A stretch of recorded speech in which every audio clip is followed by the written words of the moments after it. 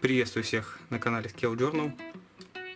Сегодня вашему вниманию хочу представить краткий обзор модели от фирмы Model Collect в 72 масштабе T64BM2 Bulat, если я не ошибаюсь. Модель помимо пластиковых деталей содержит детали из фототравления и металлический ствол. Инструкция выполнена в виде раскладушки. Есть неплохая краткая историческая справка, правда на английском языке. Указаны характеристики танка и представлена схема расположения деталей налитников, а также детали фототравления и декали. И показана поэтапная сборка танка. Этапов не так уж и много, всего порядка 15 штук. В конце указано два варианта окраски. Это в базовый зеленый цвет без камуфляжа и камуфляжный вариант в 3 цвета. Цветовая схема представлена красками AMA MIG. Первым делом хочу показать вам ванну корпуса. Как и предыдущей модели от Model Collect, здесь шикарная детализация днища, проработаны все мельчайшие детали. В этом плане Model Collect можно только похвалить. Для 72 масштаба здесь все выглядит просто отлично. На следующем литнике у нас расположены детали башни, боковые юбки, также лобовая бронеплита.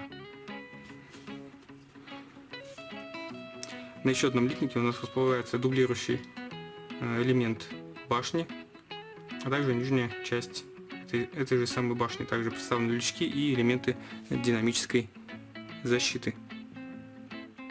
Но опять же, качество башни тут придраться сложно, выполнено все более чем достойно. Сразу хочу отметить, что башня это не единственный продублированный элемент. Здесь также продублировано много других элементов. И после сборки данной модели останется куча дополнительных деталей, которые можно будет использовать либо в модернизации, либо в постройке других моделей. На следующем литнике у нас расположена верхняя часть корпуса и также одна из боковых надгусеничных полок. Также есть два ствола, выполненные в пластике. Что примечательно, здесь уже они даны с отверстиями в дуле и состоят из одной детали, то есть не нужно ничего склеивать. И есть бревно для самовытягивания. Здесь дан вот этот элемент литника, который не отмечен в инструкции. Я так понимаю, что опять же это запасные детали, которые не потребуются при сборке данного набора. Здесь есть турель и пулемет. На еще одном литнике у нас расположены еще 3 боковых надгусеничные полки, еще одна лобовой лист брони, и также продублирован элемент с пулеметом, турелью, который в инструкции не указан. Облой, если попадается, то минимален, но в основном его здесь нету. Но о детализации я уже несколько раз говорил, на высочайшем уровне. Еще один небольшой литничек с мелкими деталями, различными лючками, я так понимаю, башни. Здесь также у нас дана маска орудия и пулемет, который как раз таки необходимо использовать при сборке данной модели танка.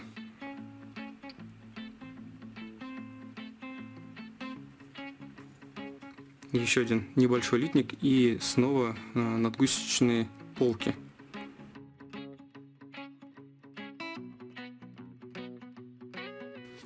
Далее у нас два одинаковых литника, на которых у нас располагаются катки, ведущие звездочки, запасные баки. Также есть элементы ДЗ, динамической защиты. Вот на этом литнике есть к чему придраться.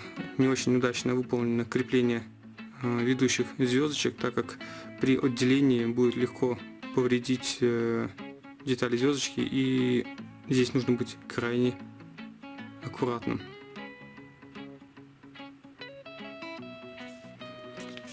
Второй литник точно такой же.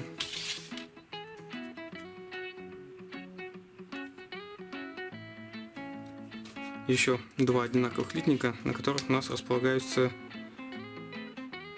гусеничные ленты.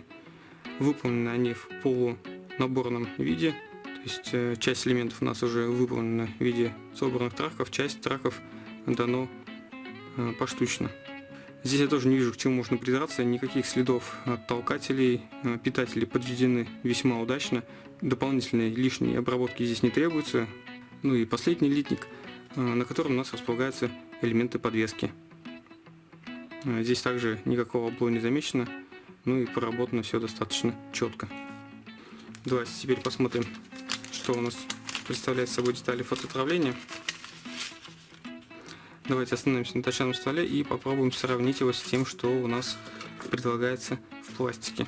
Вот хорошо, когда производитель предоставляет выбор.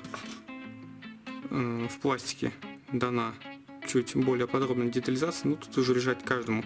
Либо использовать металлический ствол, либо использовать пластиковый ствол. Ну и различные платы фототравления.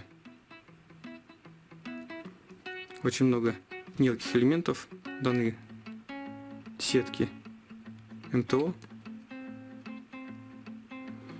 Это, я так понимаю, что у нас элементы на башню танка. Также еще была обнаружена небольшая плата фототравления. Это защита на командирскую башенку с пулеметом. В инструкции ее не дано, и применение тоже в инструкции не указано. Так что это, опять же, дополнительный бонус. Не знаю, это ошибка упаковщика или Model Collect везде кладет эти дополнения. И последнее, что у нас идет в комплекте, это декали. Декали здесь выполнены на двух листах. Первая декаль небольшая, на ней представлены значки гвардия, циферные обозначения и эмблемы, я так понимаю. И вторая, более крупная декаль. Здесь у нас даны георгиевские ленты, флаги различных стран и какие-то дополнительные еще обозначения. Каких-либо дефектов на декалях я не вижу, выполнены достаточно качественно.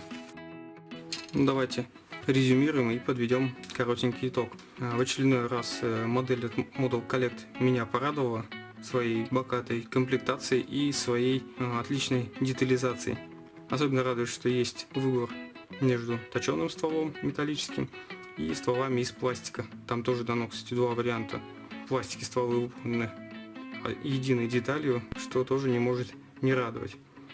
Обилие дополнительных деталей в комплекте, видимо, связано с какой-то унификацией с другой моделью. Опять же, это не может не радовать, так как, в принципе, можно попробовать собрать какие-то различные модификации из этой коробки. Но что-то можно будет использовать в других работах. В качестве декалей у меня претензий на данный момент нет, но качество стыковки покажет сборка. Эта модель крайне интересна в плане сборки. Обязательно, как появится время, буду собирать ее. Спасибо, что посмотрели данное видео. Также я рекомендую обратить внимание и посмотреть эти видео.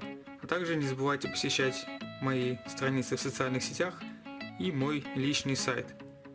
Подписывайтесь на канал, ставьте лайки. До новых встреч. Пока.